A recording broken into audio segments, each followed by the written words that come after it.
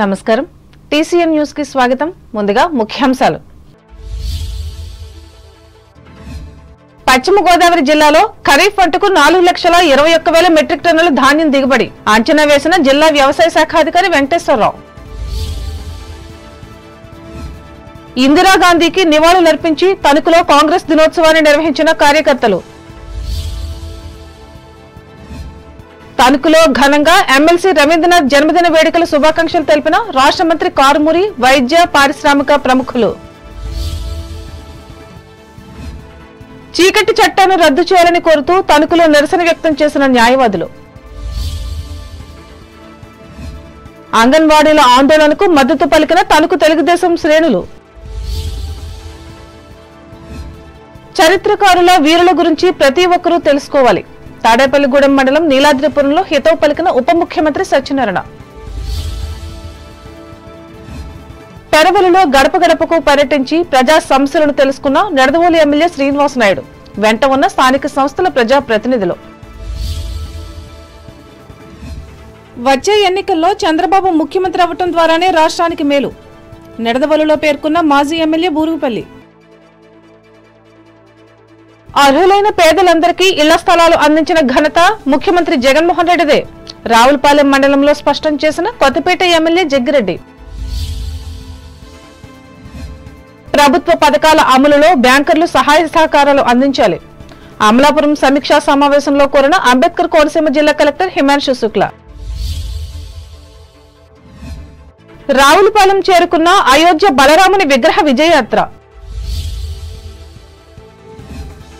ద్వారకా తిరుమల చిన్న వెంకన్నకు 2,50,00,000 హుండీ ఆదాయం వెల్లడించిన ఆలయ కార్యనిర్వహణాధికారి త్రినాథరావు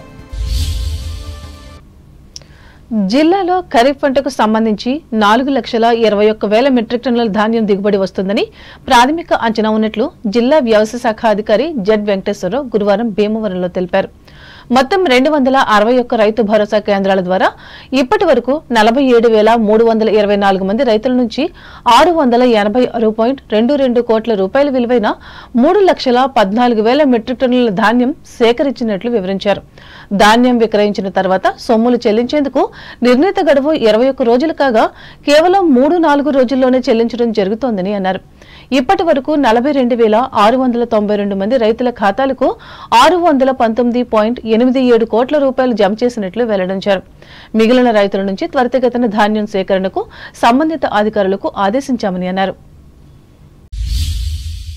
కాంగ్రెస్ పార్టీ వ్యవస్థాపక దినోత్సవాన్ని గురువారం ఈ పార్టీ కార్యకర్తలు తణుకులో ఘనంగా నిర్వహించుకున్నారు ఇందులో భాగంగా పార్టీ కార్యాలయంలో జెండాను ఎగురవేసి నినాదాలు ఇచ్చారు అనంతరం నరేంద్ర సెంటర్లో ఇందిరాగాంధీ విగ్రహానికి పూలమాలలు వేసి నివాళులు అర్పించారు ఈ సందర్భంగా పార్టీ పట్టణ కార్యదర్శి దిరిస్పో రామకృష్ణ మాట్లాడుతూ కాంగ్రెస్ చరిత్రను వివరించారు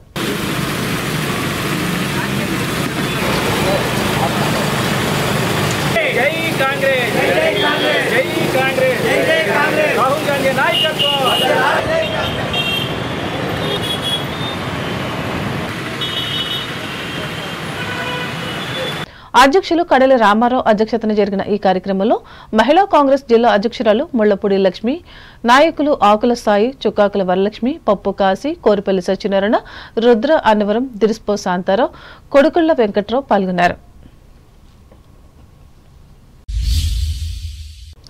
తణుకుకు చెందిన పారిశ్రామికవేత్త ఎమ్మెల్సీ వంక రవీంద్రనాథ్ 63వ జన్మదిన వేడుకలను గురువారం అభిమానులు ఘనంగా నిర్వహించి అభినందించారు ఇందులో భాగంగా తణుకు బైపాస్ రోడ్లో నూతనంగా నెలకొల్పిన నిమ్మగడ్డ హాస్పిటల్లో రాష్ట్ర పౌర సరఫరాల శాఖ మంత్రి కారుమూరి వెంకట నాగేశ్వరరావు సమక్షంలో బర్త్డే కేకును కట్ చేయించి శుభాకాంక్షలు తెలిపారు ఈ కార్యక్రమంలో ఆసుపత్రి అధినేత డాక్టర్ నిమ్మగడ్డ అచ్యుతరామయ్య ప్రజా వైద్యులు డాక్టర్ తాతిన రామబ్రహ్మం పారిశ్రామికవేత్తలు మల్లెన రామచంద్రరావు చిలుకూరి రామకృష్ణలు పాల్గొని ఆశీస్సులు అందించారు వంకార్ రవీంద్రనాథ్ స్వగృహంలో జరిగిన కార్యక్రమంలో వ్యవసాయ మార్కెట్ కమిటీ మాజీ అధ్యక్షులు చిట్టూరు శ్రీ వెంకట సుబ్బారావు అధ్యక్షురాలు నత్తా కృష్ణవేణి మండల పరిషత్ అధ్యక్షులు రుద్ర ధనరాజు జడ్పీటీసీ ముళ్లపూడి అన్నపూర్ణదేవి వైసీపీ మండల అధ్యక్షులు బోడపాటి వీర్రాజు పట్టణ అధ్యక్షులు మంగిన సూర్య బార్ అసోసియేషన్ అధ్యక్షులు సోరంపూడి కామేష్ పాల్గొని శుభాకాంక్షలు తెలిపారు తొలుత వంకార్ రవీంద్రనాథ్ వెంకటేశ్వర స్వామి దేవాలయంలో పూజలు చేసి పండితుల వేద ఆశీస్సులు పొందారు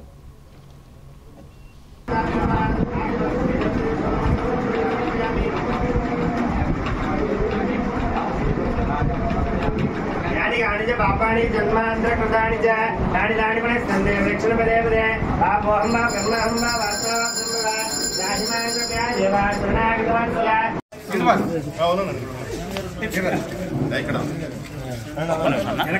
हरीश हरीश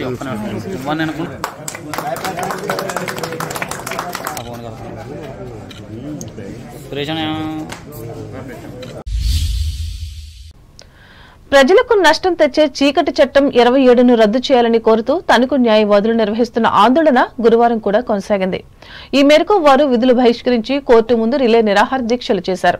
ఈ సందర్భంగా సీనియర్ న్యాయవాది వెలిచేటి గోవిందరావు మాట్లాడుతూ భూ హక్కుల చట్టం అర్ధరహితంగా ఉందని అన్నారు. భూ హక్కు చట్టం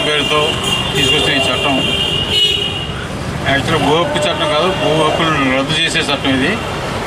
రైతులు యజమాని హక్కులన్నీ తీసేసి ప్రభుత్వం చేతిలో కంట్రోల్లో పెట్టుకుని కోర్టులు కూడా అధికారం లేకుండా రెవెన్యూ వారికి ఇవ్వడం ద్వారా వారి ప్రభుత్వ యంత్రాంగమే దీని మీద కంట్రోల్ వచ్చిందంటే దాని అర్థం ప్రభుత్వం దీన్ని తీసేసుకున్నా కూడా ఏమైనా కొంచెం చేయలేదు.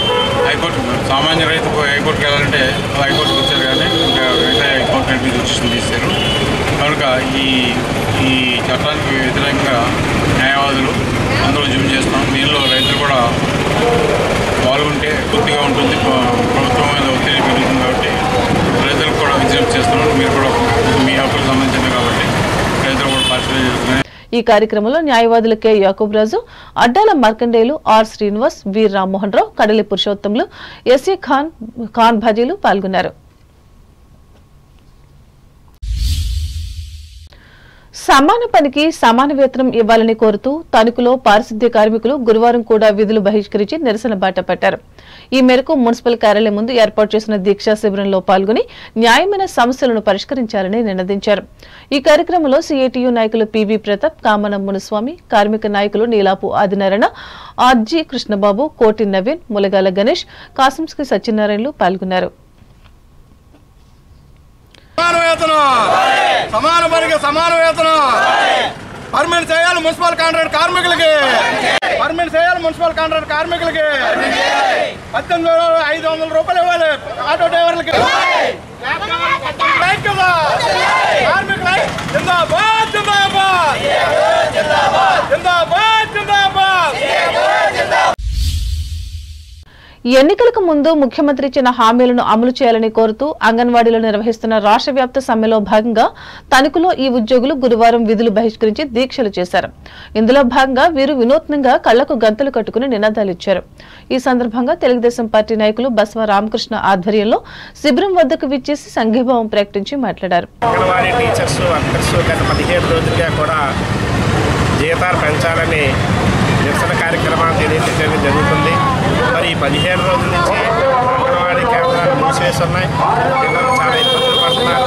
అయినా కూడా ప్రభుత్వం ఎటువంటి చర్యలు తీసుకోకుండా మరి ముందు వైఖరిగా ఉండటం అనేది కరెక్ట్ కాదు.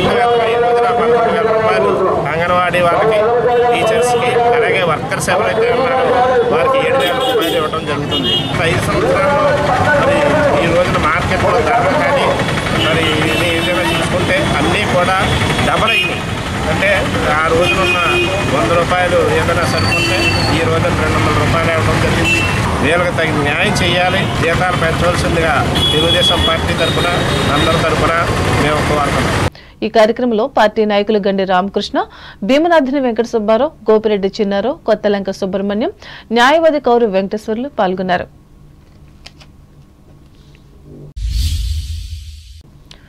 చరిత్రకారులు, వీరుల గురించి ప్రతి ఒక్కరూ తెలుసుకోవాలని రాష్ట్ర ఉప ముఖ్యమంత్రి కొట్టు సత్యనారాయణ స్పష్టం చేశారు. గురువారం తాడేపల్లిగూడెం మండలం నీలాద్రిపురం గ్రామంలో సర్దార్ సర్వాయి పాపయ్య విగ్రహాన్ని ఆయన ఆవిష్కరించి మాట్లాడారు. ఎన్నో త్యాగాలు చేసి ప్రజల పక్షాన నిలిచి పోరాటాలు చేశారని, అందుకే చరిత్రలో నిలిచిపోయారని తెలిపారు. రాష్ట్ర ముఖ్యమంత్రి వైఎస్ జగన్మోహన్ రెడ్డి బీసీలకు సముచితమైన ప్రాధాన్యత ఇస్తూ సంక్షేమ పథకాలను అమలు చేస్తున్నారని చెప్పారు. తొలుత సత్యనారాయణకు గ్రామస్తులు ఘన స్వాగతం పలికారు.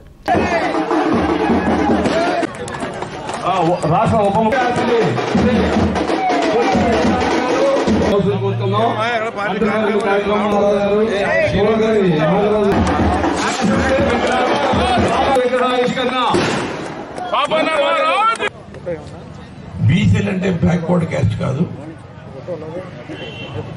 బీసీలంటే ఈ దేశానికి, ఈ రాష్ట్రానికి బ్యాక్ బోన్ క్యాస్ట్. ఇది మన పరిపాలన సాగించాలంటే, మనం నిలబడాలంటే, నిల్చుండాలంటే మనకి సపోర్ట్ చేసేది బ్యాక్ బోన్, వెన్నుముక. ఇది వెన్నుముక లాంటి క్యాస్ట్ ఈ బీసీలంటే. అంతేగాని ఎవరు తక్కువగా చూడటానికి ఏ రకమైన ఆలోచన చేసినా అది దుర్మార్గం అవుతుంది. చరిత్రకారుల గురించి తెలుసుకోవాల్సిన అవసరం, వాళ్ళు ప్రజల కోసం చేసిన త్యాగాల గురించి తెలుసుకోవాల్సిన అవసరం. చరిత్రలో అనేక మంది వీరులు ఉన్నారు. వాళ్ళు వాళ్ళ కోసం జీవించరా, వాళ్ళు ప్రజల కోసం జీవించారు. అందుకనే ఎక్కడో బ్రిటిషర్స్ మనకి అప్పటికి ఇంకా బ్రిటిషర్స్ మన భారతదేశాన్ని ఆక్రమించిన సందర్భం, అప్పుడు మొఘల్ పరిపాలన. అటువంటి పరిస్థితుల్లో ఒక గొప్ప వీరుడు మన ఆంధ్రుడు. ఈ కార్యక్రమంలో ZPT CM Anjaneyulu, AMC chairman Muppidi Sampath Kumar, Karre Bhaskar Rao తదితరులు పాల్గొన్నారు. ఇప్పుడు ప్రకటనలు.